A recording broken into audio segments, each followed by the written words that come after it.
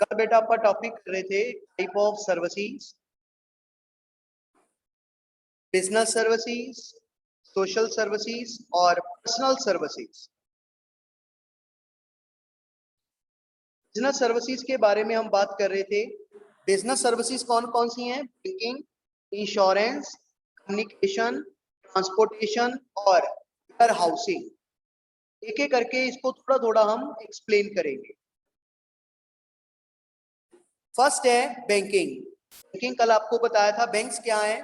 Bank वो financial institution है जो कि दोनों तरह की एक्टिविटीज परफॉर्म करते हैं, जो कि पब्लिक के डिपॉजिट भी एक्सेप्ट करते हैं और जरूरत पड़ने पे उन्हें पैसा भी उधार देते हैं। हम बैंक में पैसा जमा करेंगे, डिपॉजिट करेंगे तो बैंक हमें इंटरेस्ट देगा, और अगर हम बैंक से लोन लेंगे तो बैंक हमसे इंटरेस्ट लेगा। दोनों में जो डिफरेंस होता है वो बैंक का क्या होता है? स्प्रेड। इन नॉर्मल वर्ड्स आप क्या कह सकते हैं? वो बैंक के क्या होते हैं? प्रॉफिट्स। लेकिन बैंक्स के लिए हम प्रॉफिट वर्ड नहीं यूज करते हैं, यहाँ पे हम वर्ड यूज करते हैं स्प्रेड। फिर आगे बात की आपा, बेसिकली बैंक्स हमारे 4 टाइप्स के, commercial bank, cooperative bank, specialised bank और central bank.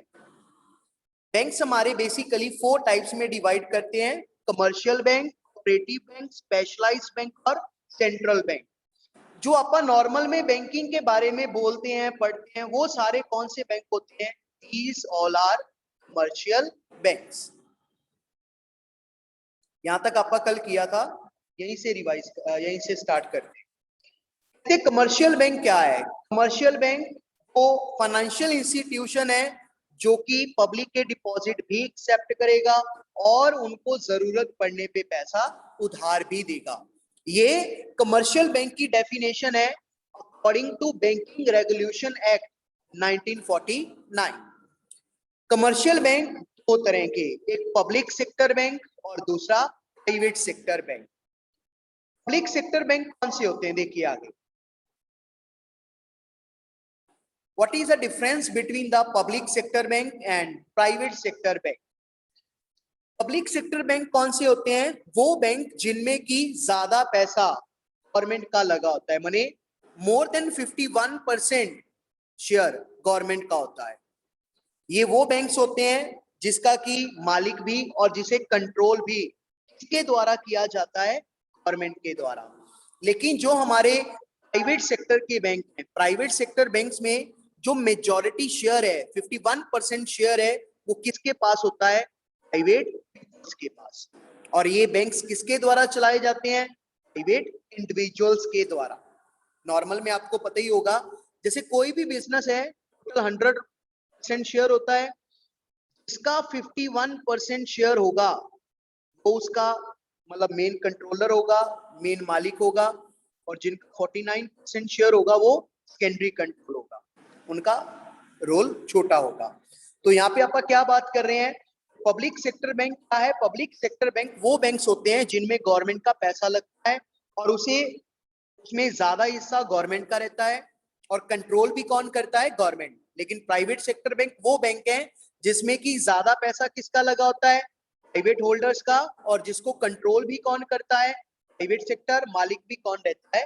Private sector. Public sector, public second point क्या है? पब्लिक सेक्टर का मेन मोटिव क्या होता है? उनका मेन मोटिव प्रॉफिट अर्निंग कम होता है, उनका मेन मोटिव क्या होता है? Social welfare. लेकिन जो प्राइवेट बैंक्स हैं, प्राइवेट बैंक्स का मेन मोटिव क्या होता है? Profit maximisation. As we know very well, economics में भी आपका किया है, the main motive of private sector is to earn maximum profit and the main motive of the government sector is maximum social welfare. Public sector banks की कुछ examples, SBI, PNB, bank of Baroda, Canara bank. Private sector के banks, HDFC bank, ICICI bank, Axis bank, Yes bank, Kotak Mahindra bank. ये सारी examples हैं public और private sector banks की। फिर से रिपीट करता हूं जल्दी जल्दी। प्राइवेट सेक्टर बैंक वो बैंक जो कि प्राइवेट सेक्टर बैंक वो बैंक जो कि प्राइवेट सेक्टर का पैसा लगा होता है, प्राइवेट सेक्टर कंट्रोल करता है, प्राइवेट सेक्टर मालिक होता है, और इसमें मोटिव क्या रहता है, मेन मोटिव क्या होता है, मैक्सिमम प्रॉफिट्स का, प्रायोरिटी क्या रहती है, maximum profit. Example HDFC, ICICI, axis etcetera. Public sector bank वो सारे बैंक जो कि गवर्नमेंट के द्वारा कंट्रोल किए जाते हैं, जिनमें की मैक्सिमम पैसा गवर्नमेंट का लगा होता है। पब्लिक सेक्टर बैंक वो बैंक है जिनका की मेन मोटिव क्या होता है, सोशल वेलफेयर। इनकी example SBI, PNB, bank of Baroda और कैनरा बैंक। ये देखिए, ये कुछ इनके है ना लोगोस दिखाए गए हैं यहाँ पे। उसके बाद दूसरा होता है कोऑपरेटिव बैंक्स। ये कोऑपरेटिव बैंक कौन से होते हैं, ये कोऑपरेटिव बैंक्स बेसिकली तो स्टेट कोऑपरेटिव सोसाइटीज होती हैं। अच्छा, आपने सुना है कभी कोऑपरेटिव सोसाइटीज के बारे में, पता है किसी को? If anybody knows then unmute your mic and tell me, cooperative societies कौन सी होती हैं? अगर आप विलेज से बिलोंग करते हो बेटा, तो हमारे गांव में सोसाइटीज होती हैं। कोऑपरेटिव सोसाइटी क्या होती है? कोऑपरेटिव सोसाइटी ये स्टेट का मैटर है, सेंट्रल गवर्नमेंट का मैटर नहीं है, स्टेट का मैटर है। गवर्नमेंट पब्लिक वेलफेयर के लिए हर गांव में, लगभग हर गांव में सोसाइटी बना देती है। कोऑपरेटिव सोसाइटी, कोऑपरेटिव वर्ड बना है ऑपरेशन से, तालमेल। ये जो कोऑपरेटिव सोसाइटीज होती हैं, इनका मोटिव अलग अलग होता है। 12th के सिलेबस में आपको समझाऊंगा, इकोनॉमिक्स में है हमारे, या बिजनेस में भी शायद 11th में आगे जाके आपको पूरा टॉपिक आए कोऑपरेटिव सोसाइटीज के बारे में। कोऑपरेटिव सोसाइटीज का मेन काम क्या होता है, लोगों का वेलफेयर करना।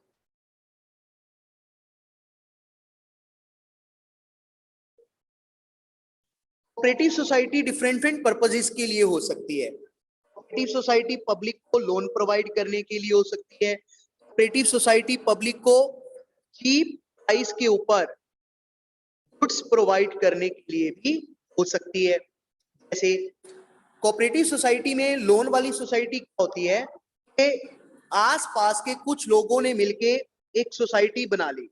तो ये देखिए एग्जांपल में पिक्चर में दिखा हुआ है ना, कुछ लोग दिखाए गए हैं, आपस में कॉपरेशन में आपस में थोड़ा थोड़ा पैसा लगा के इन्होंने पैसा इकट्ठा कर लिया, एक बैंक के रूप में बन गया, एक सोसाइटी बना ली। जब जिसको जितने पैसे की जरूरत है वो इस सोसाइटी से उतने पैसे ले जाएगा, जिसके पास कुछ पैसे पड़े हैं वो इस सोसाइटी को दे जाएगा। इसमें रहता क्या है, क्योंकि जो रूरल एरियाज के लोग हैं वो बेचारे ज्यादा पढ़े लिखे नहीं होते हैं, कम एजुकेटेड होते हैं। रूरल एरियाज में पहले के समय में बहुत ज्यादा बैंकिंग फैसिलिटीज नहीं होती थी। आजादी के समय से अगर बात करें, है ना, 1960s 70s तक 80s तक, उस समय में हमारे रूरल एरियाज में ज्यादा बैंकिंग फैसिलिटीज अवेलेबल नहीं होती थी। तो ये कोऑपरेटिव सोसाइटीज का गठन किया गया। तो ये लोग मिलके क्या करते हैं, इन्होंने पैसा इकट्ठा कर लिया, जब जिसको पैसे की जरूरत है उसको दे देते हैं, और वो धीरे धीरे करके इंस्टॉलमेंट्स में, किस्तों में, ईएमआई के रूप में अपना पैसा चुकाता रहता है। कोऑपरेटिव सोसाइटीज का मेन रोल ही क्या है, मेन इनका काम ही क्या है कि भाई हमारे स्पेशली रूरल एरियाज के लोगों को माने सस्ता, कम ब्याज के ऊपर इनको लोन प्रोवाइड करना, ताकि हमारा एग्रीकल्चर सेक्टर और हमारा रूरल सेक्टर अच्छे से ग्रो कर पाए। तो ये होते हैं हमारे कोऑपरेटिव सोसाइटीज या फिर कोऑपरेटिव बैंक्स। जैसे एक कोऑपरेटिव सोसाइटी बन सकती है, एक और एग्जांपल बताता हूं आपको, रिलेटिंग टू द मार्केटिंग।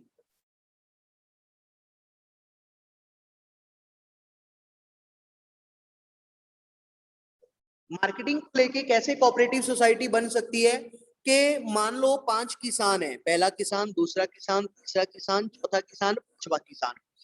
हर किसान की सिर्फ इनके पास जमीन थोड़ी थोड़ी है। इस किसान की, किसानों के खेतों में सिर्फ 20-20 बोरी कनक की पैदा होती है। ये अगर थोड़ी कनक मार्केट में लेके जाएंगे तो इनको इनकी फसल के शायद अच्छे प्राइस ना मिले। तो ये तीनों, ये पांचों किसान क्या करेंगे, सभी इकट्ठे होके अपनी पांचों सारे अपनी फसल को इकट्ठा कर लेंगे। टोटल कितनी बोरी होगी, 100 बैग्स हो गए। तो ये 100 बैग मिलके मार्केट में सेल कराएंगे। इससे क्या होगा, अगर इनके पास ज्यादा वीट होगी तो इनकी पावर ज्यादा रहेगी और इनको अपनी फसल के अच्छे खासे दाम मिल सकते हैं, इनको इनकी फसल के अच्छे खासे प्राइस मिल सकते हैं। That is cooperative banks, cooperative marketing societies. तो ये कोऑपरेटिव्स हर तरह की हो सकती है। यहाँ पे जो आप पढ़ रहे हैं, आपका बैंक के अकॉर्डिंग पढ़ रहे हैं। कोऑपरेटिव बैंक्स का रोल क्या होता है? हमारे रूरल एरियाज के लोगों को, स्पेशली हमारे किसान भाइयों को कम ब्याज के ऊपर क्रेडिट प्रोवाइड करना था, जो हमारा इंडिया का एग्रीकल्चरल और रूरल सेक्टर अच्छे से डेवलप कर पाए। होते हैं हमारे कुछ स्पेशलाइज्ड बैंक। अब स्पेशलाइज्ड बैंक का मतलब, स्पेशलाइज्ड बैंक किसे कहेंगे? इनका की कुछ किसी खास तरह का काम रहता है। स्पेशलाइज्ड बैंक कौन से होंगे? जिनका की कुछ खास तरह का काम रहता है, जैसे industrial bank, development bank, export import bank, foreign exchange bank. जैसे ये फॉरेन एक्सचेंज बैंक है। अच्छा, यहाँ पे फॉरेक्स पता किसे कहते हैं? फॉरेक्स कहते हैं बेटा फॉरेन की करेंसी को। Export import bank, Exim bank, ये रहा। क्या काम होता है? ये एक्सपोर्ट इंपोर्ट को लेके है ना, जो बड़े बड़े इंडस्ट्रियलिस्ट एक्सपोर्ट इंपोर्ट का काम देखते हैं, उनको ये हेल्प प्रोवाइड करते हैं। Foreign exchange bank, forex bank का क्या काम होता है? ये कंट्री में करेंसी को देखते हैं।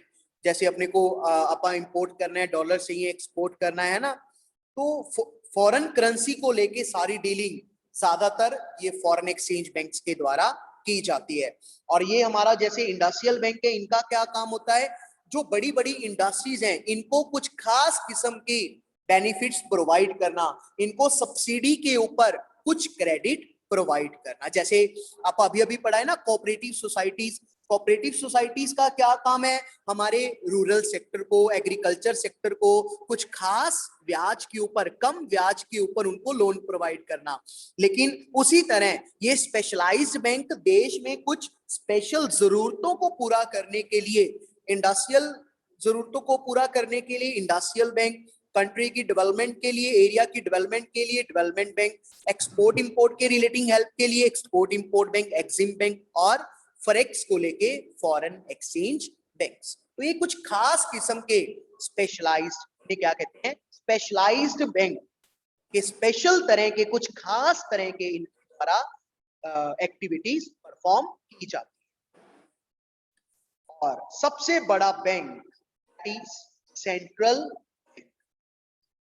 हमारी कंट्री का सेंट्रल बैंक का मतलब क्या है? Main bank.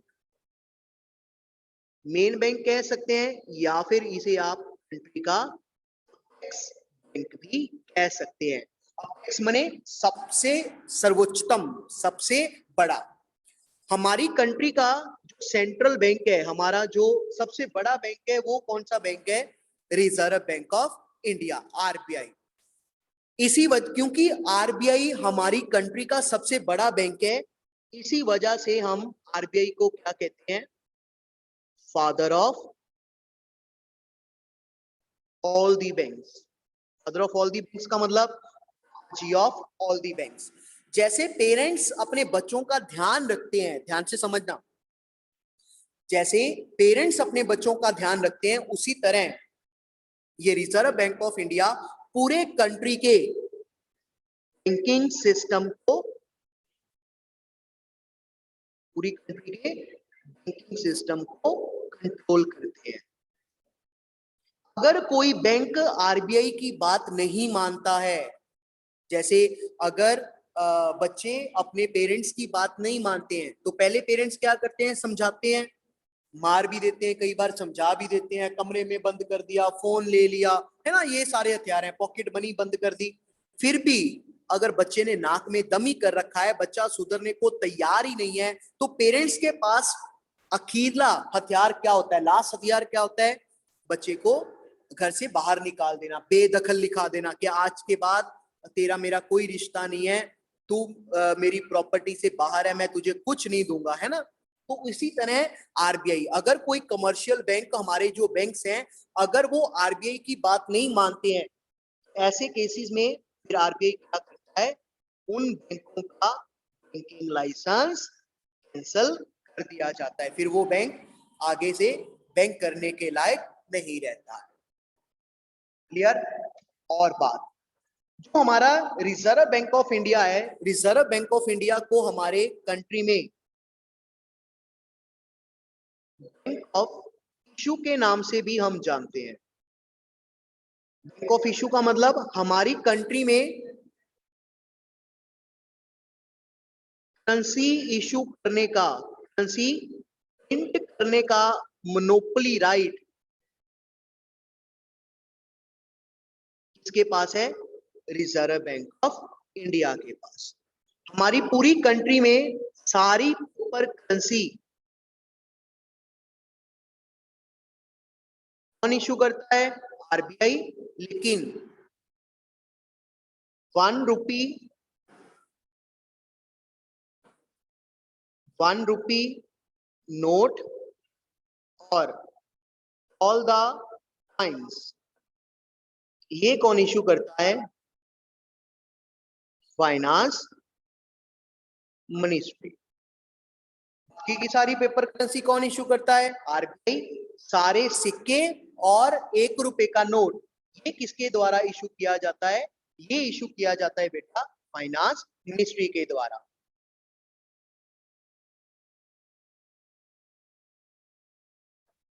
मोस्टली क्या होता है, जो स्पेशलाइज्ड बैंक होते हैं, क्योंकि जैसे इंडस्ट्रियल बैंक है ना, ये मेनली पब्लिक सेक्टर के बैंक होते हैं, लेकिन ऐसा कुछ नहीं है कि प्राइवेट सेक्टर के बैंक नहीं हो सकते हैं।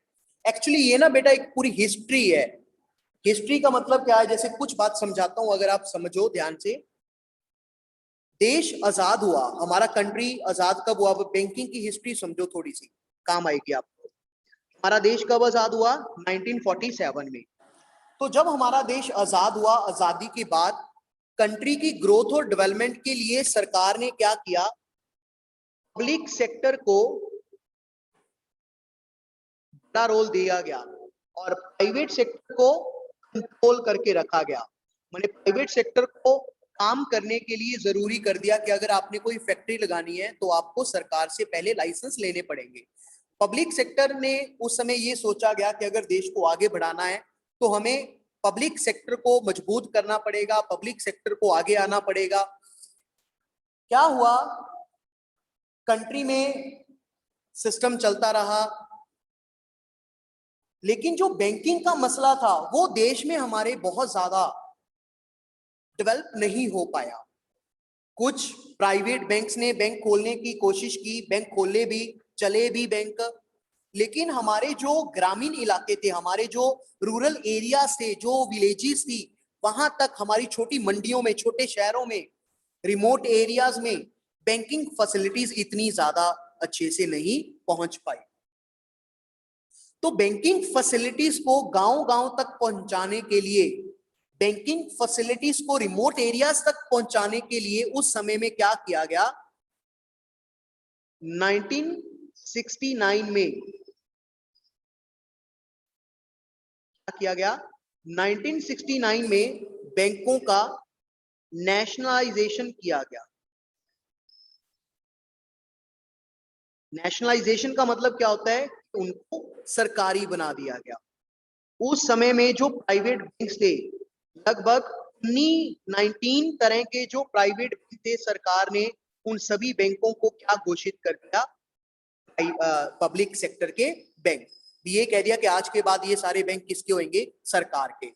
एक बात हमेशा याद रखना, कंट्री के वेलफेयर को देखते हुए कंट्री में सिस्टम को मजबूत करने के लिए सरकार कभी भी किसी भी कंपनी को, किसी भी बैंक को, किसी भी ऑर्गेनाइजेशन को पब्लिक सेक्टर का घोषित कर सकती है, कह सकती है कि आज के बाद ये सब कुछ सरकारी है।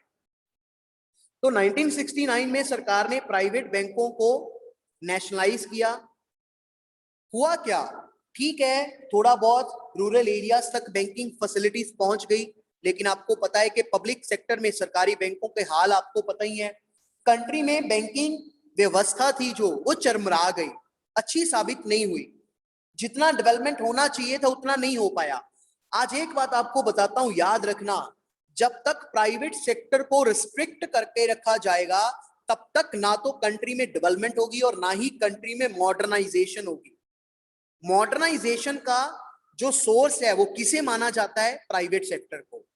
तो जब 1969 में बैंकों को नेशनलाइज किया गया, कंट्री में बैंकिंग व्यवस्था ज्यादा अच्छी नहीं हो पाई, तो सरकार को मजबूरी में आके, ध्यान से समझना, सरकार को मजबूरी में आके 1990s में डिसीजन लेना पड़ा और फिर से नए सिरे से प्राइवेट बैंक को बैंकिंग करने के लाइसेंस दे दिए गए, उनको इजाजत दे दी गई, परमिशन दे दी गई कि अगर आप चाहो तो आप कंट्री में प्राइवेट सेक्टर को इजाजत दे दी गई कि आप अब से अपने बैंक्स ओपन कर सकते हो।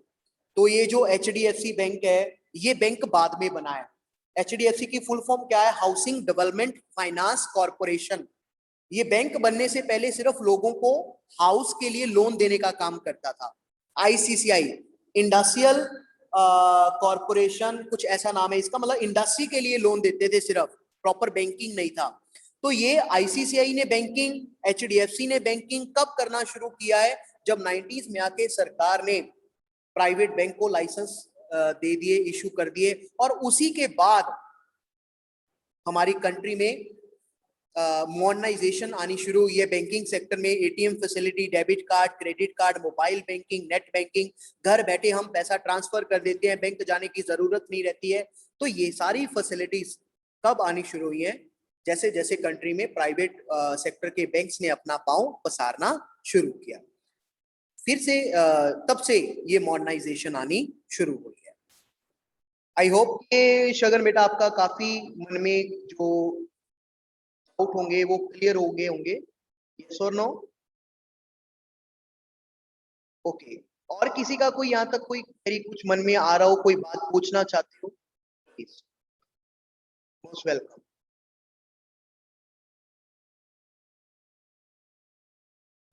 आगे बढ़ते हैं। तो सेंट्रल बैंक क्या है? सेंट्रल बैंक आरबीआई है, हमारा सबसे बड़ा बैंक है, नोट इश्यू करने का अधिकार है। एक और बात बताता हूं, हम पब्लिक ने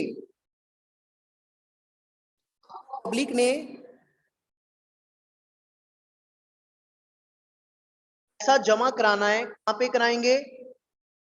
बैंक में। कौन से बैंक में? कमर्शियल बैंक में। मैसेज किसका आया है? सर, कॉपरेटिव बैंक जो रूरल एरिया में होते हैं वो विलेज के मेंबर्स ही एस्टेब्लिश करते हैं। हाँ, लेकिन किसी समय में ऐसा होता था, लेकिन अब गवर्नमेंट भी इसमें कॉन्ट्री करती है, गवर्नमेंट का भी पैसा लगा होता है इसमें।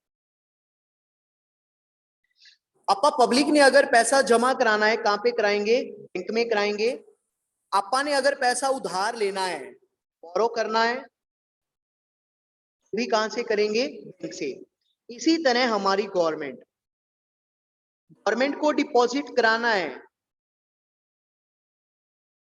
कहां पे कराएगा? आरबीआई के पास। और अगर गवर्नमेंट को पैसा उधार चाहिए, कहां से मिलेगा? रिजर्व बैंक ऑफ इंडिया के पास। माने वो सारे काम जो कि कमर्शियल बैंक हम पब्लिक के लिए करते हैं, वो सारे काम सरकार के लिए कौन करता है? Reserve bank of India. आपा ने पैसे जमा कराने हैं कमर्शियल बैंक में, आपा ने पैसे उधार लेने हैं कमर्शियल बैंक से। सरकार ने पैसे उधार लेने हैं आरबीआई से, सरकार ने पैसे डिपॉजिट कराने हैं आरबीआई को। तो ये प्रोसेस ऐसे चलता है। माने रिजर्व बैंक ऑफ इंडिया सरकार के लिए वो सारे काम करता है जो कि एक कमर्शियल बैंक हम पब्लिक के लिए करता है। माने सरकार का बैंक कौन सा है? Reserve bank of India. और जो आरबीआई है, समय समय सिर आरबीआई कंट्री में सभी बैंक्स को, या ये कहिए कि सरकार को, फाइनेंस के मैटर को लेके एडवाइस देते हैं। जैसे गवर्नमेंट ने कोई पॉलिसी लानी है, कंट्री में इन्फ्लेशन है, कंट्री में डिफ्लेशन है, उम्मीद करता हूं इन्फ्लेशन डिफ्लेशन समझते होगे। इन्फ्लेशन माने महंगाई होना, डिफ्लेशन माने मंदी छाना। तो अगर गवर्नमेंट ने, है ना, कंट्री में इन्फ्लेशन है, डिफ्लेशन है, क्या स्टेप टेक ओवर करने चाहिए, कौन देखता है? Reserve bank of India. जैसे आपको पता होगा कि सेंट्रल गवर्नमेंट की स्कीम है प्राइम मिनिस्टर वो किसान निधि योजना, मोदी सरकार ने चलाई है, जिसके तहत किसानों को उनके अकाउंट में एक साल के दौरान 3 बार 2-2 हजार रुपए आते हैं। तो अब सरकार ने सोचा कि हमारे किसान भाइयों की जरूरतों को पूरा करने के लिए, हमारे पुअर किसान को कुछ बचत कराने के लिए क्यों ना उनको कुछ पैसा सरकार की तरफ से एज अ हेल्प दिया जाए। तो सरकार ने सोचा, ऐसा नहीं है कि सरकार ने सोच लिया वो डिसीजन अप्लाई हो जाएगा, पैसे टके का मामला है, तो वो सारा मामला कैसे सिद्ध होगा, कैसे वो पूरा होगा, सरकार उस मामले को पूरा करने के लिए रिजर्व बैंक ऑफ इंडिया से परमिशन लेगा। परमिशन कह सकते हैं या एडवाइस लेगा, मैंने इस मैटर को लेके कि क्या हम इस स्थिति में हैं कि हम किसानों को पैसा उधार दे सके, कौन बताएगा, है ना, रिजर्व बैंक ऑफ इंडिया। तो आरबीआई इस तरह से सरकार की हर मैटर को लेके पूरी पूरी मदद करता है।